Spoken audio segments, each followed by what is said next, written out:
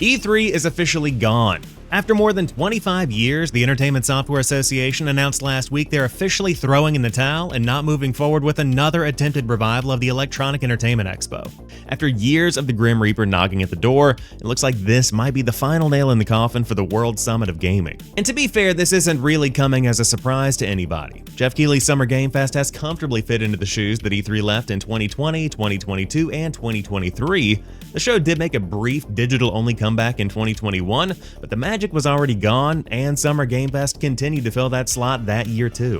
No matter how much the event's organizers insisted that E3 was still foundational to the way the game developers and publishers marketed their games, or how hard they wanted to make E3 matter again, you can't just give a show necessity out of sheer determination. But back in the day, it absolutely did matter. E3 started in 1995 after the gaming section of the Consumer Electronics Show had grown to the point that it could really stand on its own and represent a standalone gaming industry that had grown outside of general technology. At that point, Sega was at the top of their game, the Nintendo 64 was on the horizon, and Sony was about to introduce the first PlayStation to the world.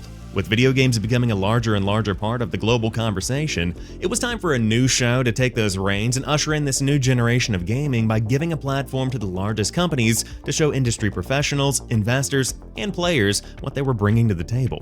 When E3 was at its peak, it was the one time of year that all of the biggest companies came together to sell you on what they had coming over the next 12 months and really go head to head. Magazines would have coverage and TV ads would land, but when it comes to console reveals and world premieres of the largest games, those were almost exclusively always reserved for E3 because that's the one time of the year that the entire world was paying attention. Tuning into E3 coverage as a kid is when I really fell in love with not only gaming, but with covering news on the video game industry.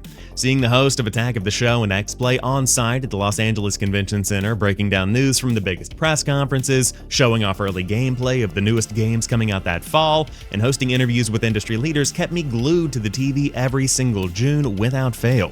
When the school year was winding down, other kids were excited about going on family vacations. I was excited about sitting in the AC and watching E3 coverage on G4. And I think that paints a picture of why the show meant so much to so many people that are in their 20s and 30s today. In a way, we all grew up together.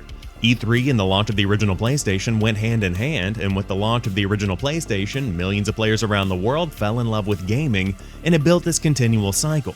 All the while, players were diving into these soon-to-be legendary franchises and creating core memories that will last a lifetime, but that also shape their taste in games. In the modern gaming industry, things just aren't the same as they were back then. The beginning of the end for E3 was really in 2019 when Sony confirmed that PlayStation would not have a presence at the show. This was the first time that they had skipped E3 in the show's history. And from that point on, it became clear that if a gaming industry leader the size of PlayStation no longer needed E3 to promote their newest line of games, then why would anybody else?